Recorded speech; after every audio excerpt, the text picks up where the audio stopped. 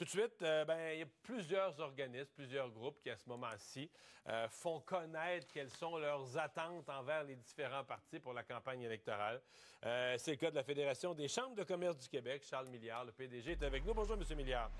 Bonjour, M. Dumont. Bon, j'ai parlé il y a quelques minutes de pénurie de main-d'œuvre avec Mme Anglade. C'est le gros sujet, le sujet numéro 1 pour vos membres? Ben, effectivement, vous ne tomberez pas en bas de votre chaise si je vous parle moi aussi de ça. Puis je pense qu'une campagne électorale, vous le savez mieux que moi, c'est l'occasion d'avoir des messages clairs, faciles à retenir. Le principal enjeu en ce moment, c'est l'attraction des travailleurs expérimentés pour qu'ils fassent un retour, que ce soit à temps partiel ou plus, sur le marché du travail. Alors moi, là, je vous avoue entre vous et moi, que je comprends pas pourquoi qu'on en parle encore. Ça fait des mois qu'on parle de ça. Il y a un consensus patronal, syndical. Presque tous les partis politiques sont d'accord avec ça. On a des finances publiques qui sont saines, somme toute, en ce moment.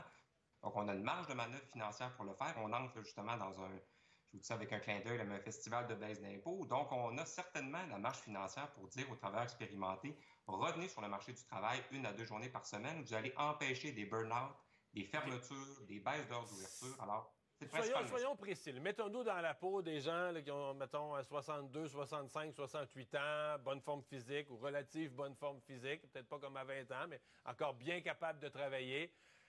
Qu'est-ce qui, dans notre fiscalité, dans notre système, les retient? Là? Ils vont faire leurs calculs avec leur comptable, ils vont dire « Ouais, aller travailler, ça vaut pas vraiment la peine, il m'en restera pas assez, etc. » Qu'est-ce qui accroche, là?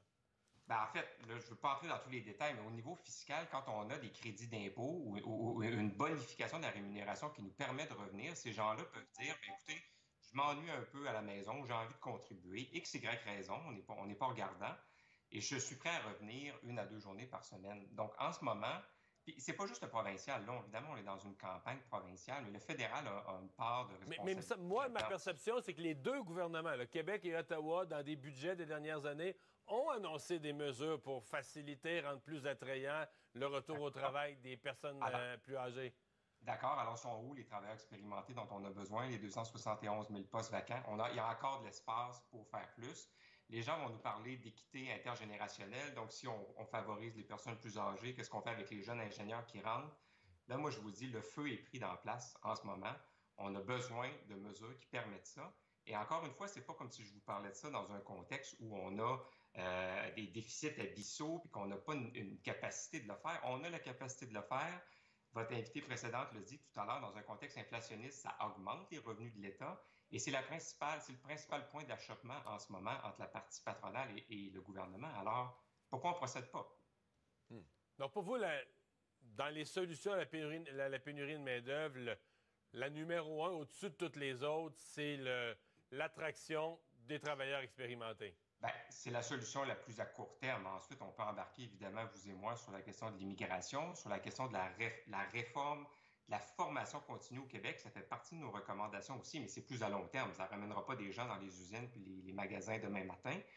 Mais on a besoin de comprendre qu'au Québec, aller à l'école toute sa vie, ce n'est plus une anecdote, c'est plus une erreur de parcours, c'est normal.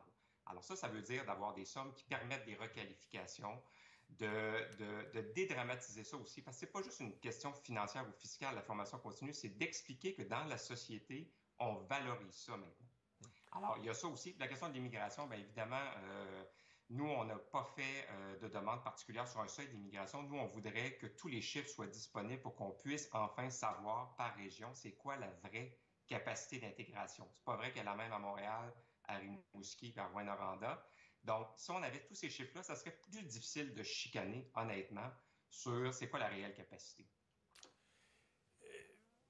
J'ai l'impression que malgré tout ça, là, même si on réussissait à ramener le pourcentage de travailleurs expérimentés, etc., on va rester pendant quelques années. Il y a encore les baby boomers, la génération continue à prendre sa retraite, la génération très nombreuse, etc.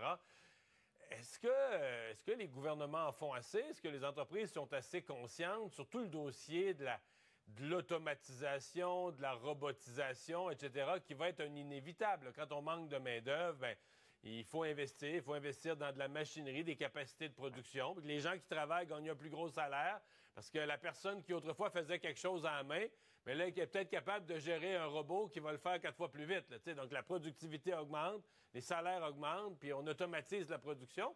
Mais pour ça, comme on dit, pour partir la roue, il faut investir. Il faut l'acheter, la machine. Des fois, ça peut être très dispendieux. Est-ce qu'on est rendu là?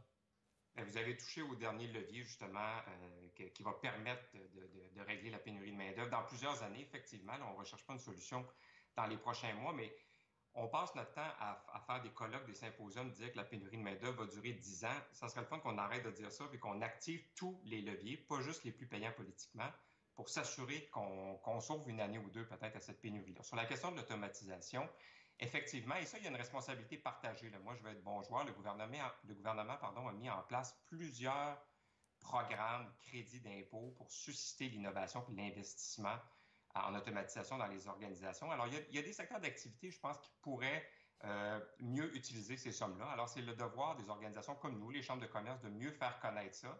Je vous avoue que les gens en avaient un peu par-dessus la tête dans les derniers mois. Donc, c'est sûr qu'avec la pandémie et tout ça, on n'avait pas nécessairement la tête à la robotisation. Là. Ben, c'est ça. Quand on manque de gens et qu'on est sur le bord du burn-out, ben là, on n'a peut-être pas envie de s'acheter la meilleure machine en Allemagne ou ailleurs. Ceci étant dit, les entreprises ont un rôle à jouer là-dedans.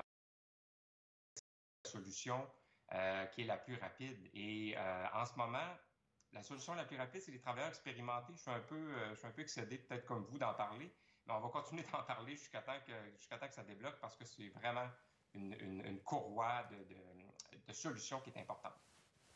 M. Milliard, merci beaucoup. Merci. Au revoir. Bonne campagne. Charles Milliard, le président directeur général de la Fédération des chambres de commerce du Québec.